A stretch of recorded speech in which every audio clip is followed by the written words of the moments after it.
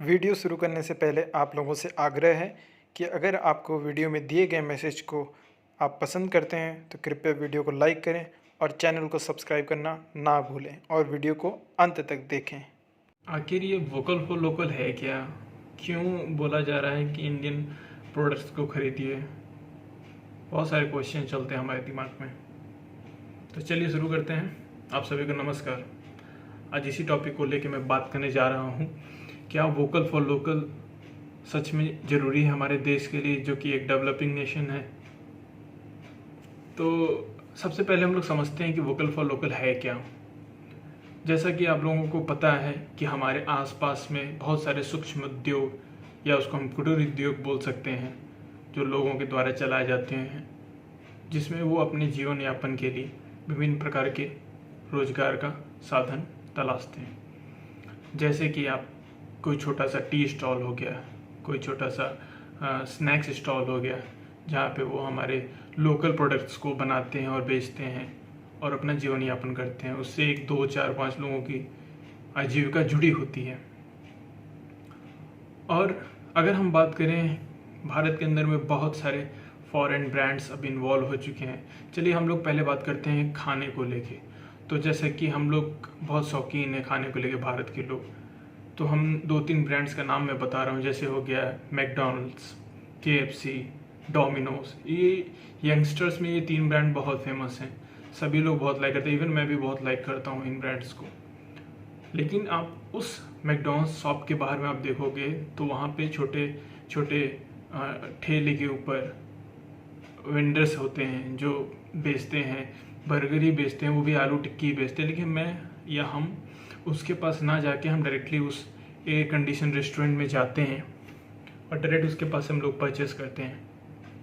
तो जो प्रॉफिट होता है वो डायरेक्टली जाता है US, because these brands belongs to United States. और हमारा जो बाहर का वेंडर होता है, जो भारतीय होता है, जिसका परिवार की आजीविका उसी रोजगार के ऊपर डिपेंड करती है, उसको हम प्रॉफिट नहीं प्रोवाइड करते हैं। और हमारी कंप्लेंट्स क्या होते हैं कि भाई उसके पास जो प्रोडक्ट देता है वो हाइजीनिक नहीं होता, यानी कि साफ़ सफाई का ख्याल नहीं रखता है वो, और क्वालिटी अच्छी नहीं होती है। तो हमारा कोई हक नहीं है उसको ये चीज़ बोलने का। पहले उसके प्रोडक्ट को खाए नहीं, ना हमने टेस्ट किया है, तो हमें कैसे पता कि वो अच्छा बनाता है कि नहीं बनाता है। दूसरी बात, आपके सामने वो जो भी चीज़ बनाएगा वो आपके सामने बनाएगा। क्या मटेरियल डाल रहा है वो आपके सामने। वो बर्गर किंग या मैकडॉनल्ड्स में जो भी बर्गर आते हैं वो आपके सामने आते हैं। वो पीछे में क्या बना के और कौन सा केमिकल और क्या चीज़ें डालते हैं, क्या प्रिजर्वेटिव्स डालते हैं, इतने दिनों तक वो सारी चीज़ें चलती हैं, वो हमें नहीं पता होता है। तो डेफिनेटली जो आपके सामने बना रहा है उसको आप बोल सकते हो कि ये चीज़ें नहीं डालो, इसका ख्याल रखो, सफाई का ख्याल रखो, तभी मैं तुम्हारे पास से खाऊंगा। आप अपने हिसाब से उसको इस चीज़ के लिए बोल सकते हो। तो डेफिनेटली वो अपने आप को इम्प्रूव करने की कोशिश करेगा डे बाई डे, अगर हम उसके यहाँ से परचेज़ करते हैं तो। जब हम परचेज़ ही नहीं करते हैं और कभी उसके यहाँ गए ही नहीं हैं, तो फिर गलतियाँ क्यों निकालते हैं? सो डेफिनेटली अगर आप उन लोगों को सपोर्ट करोगे तो उनके परिवार की आजीविका चलेगी, जिससे उसके पास परचेजिंग पावर बढ़ेगा, और परचेजिंग पावर बढ़ेगा तो डेफिनेटली इकॉनमी बढ़ेगी। जब हर आदमी की परचेजिंग पावर बढ़ेगी तो इकॉनमी ऑब्वियस ही बात है आगे बढ़ेगी। ये सिंपल सा थ्योरी है इकोनॉमिक्स का। तो ये बात हो गई खाने की। अब हम बात करते हैं मैन्युफैक्चरिंग इंडस्ट्रीज़ की। हम बात करते हैं, एक बड़ा ब्रांड है हमारे यहाँ टाटा ग्रुप। चलिए उसकी ही गाड़ियों को उठा के देख लेते हैं। आज हम जब बात करते हैं कि हमारे देश में किसी भी प्रकार की आपदा आती है, तो क्या आपको पता है क्या हुंडई कंपनी कभी हमारे लिए मदद किया? हमारे देश में कोई भी आपदा आती है तो आपको शायद याद नहीं होगा कुछ भी ऐसा। टोयोटा ने कभी कोई मदद किया है? नहीं, मुझे नहीं लगता है कोई बोल सकता। अगर कहीं किया हो प्लीज़ इस वीडियो के लिंक में आपने उसको डालिएगा कि टोयोटा ने इतना रुपए डोनेट किया इंडिया के अंदर। लेकिन जब बात आती है टाटा की, तो टाटा भारत में जब भी कुछ भी बड़ा प्रॉब्लम आता है तो टाटा सामने खड़ा हो जाता है। और it's such a big industry that provides job to I think more than 2 to 3 lakhs people in India. तो 3-4-5 लाख लोगों की रोजगार इस टाटा कंपनी से जुड़ी हुई है। और टाटा मोटर्स की बात करें तो अगर हमें जब परचेस करना होता है गाड़ियाँ, तो हम चले जाते हैं इन ब्रांड्स के ऊपर। मैं सिर्फ बात नहीं कर रहा हूँ, देखिए वैल्यू फॉर मनी डेफिनेटली हमें, मैं नहीं बोलता हूँ कि आप नहीं जाइए उन ब्रांड्स के वजह, लेकिन एक बार इनको भी मौका दीजिए, और अगर इसमें इनके प्रोडक्ट्स में कोई खामियां हैं तो उसको उजागर कहिए और उनको हम प्रेशराइज्ड करें कि definitely you have to improve your service, you have to improve your parts quality, you have to improve your vehicle quality, each and everything. तब जाके वो इम्प्रूवमेंट लाएंगे। तो जब वो हमारे देश के लोगों को इतने रोजगार प्रोवाइड कर रहे हैं, हमारे देश में कोई भी आपदा आती है तो वो हमारे देश के लिए सामने खड़े हो जाते हैं।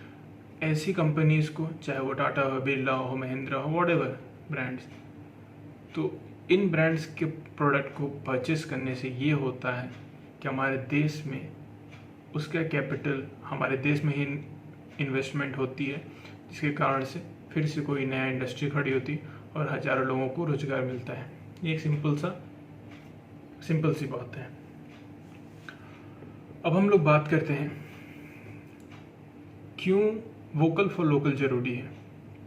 वोकल फॉर लोकल डेफिनेटली इसीलिए ज़रूरी है क्योंकि हमारे यहाँ बहुत सारे ऐसे छोटे छोटे उद्योग हैं जिसका प्रचार प्रसार ना होने के कारण वो आज बर्बादी के कगार पे आ गए हैं।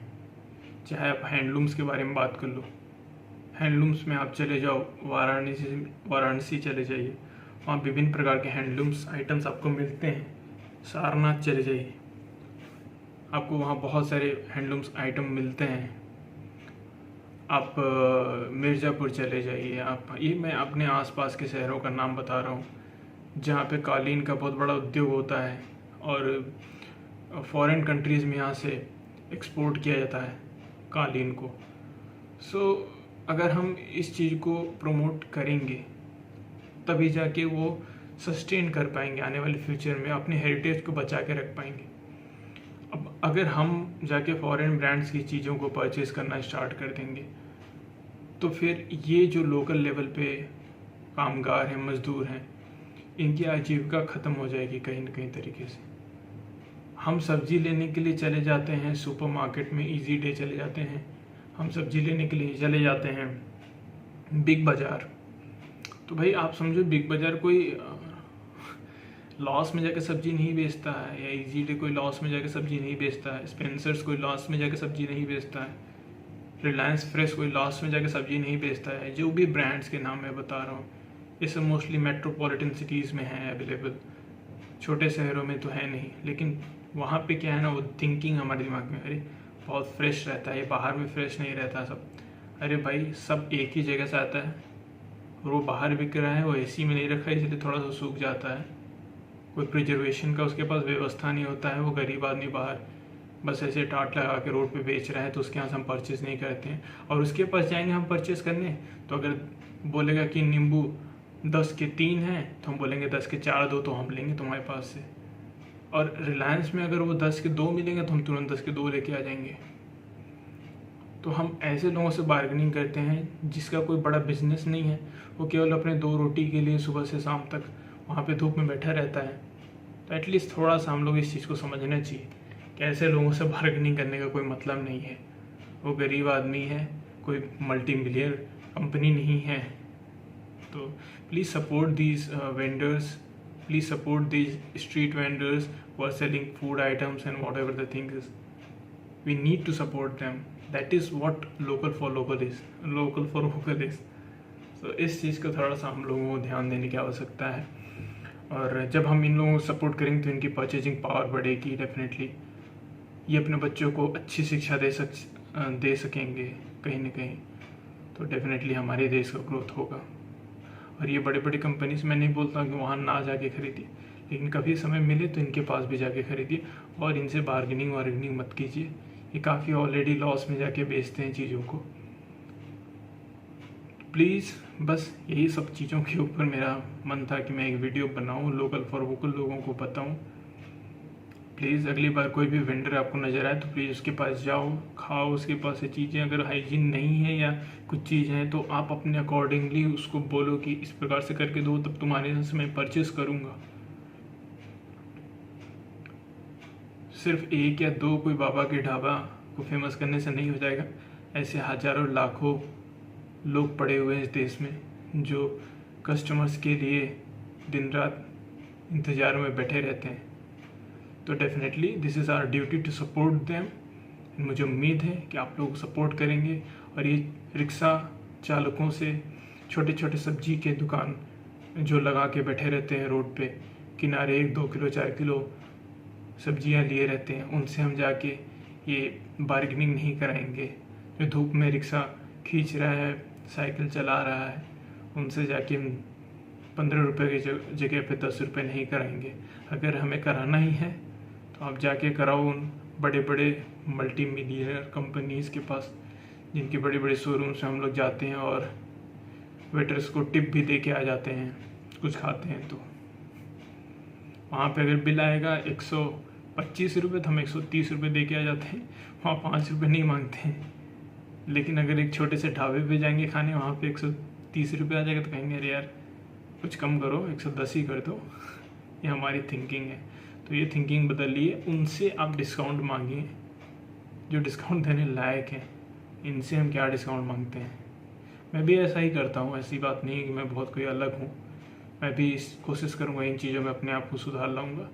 आप लोग भी लेके आइए, इसी प्रकार से हम लोग देश में कुछ बदलाव लेके आ सकते हैं। शुक्रिया आप लोगों का वीडियो देखने के लिए, धन्यवाद और जय हिंद।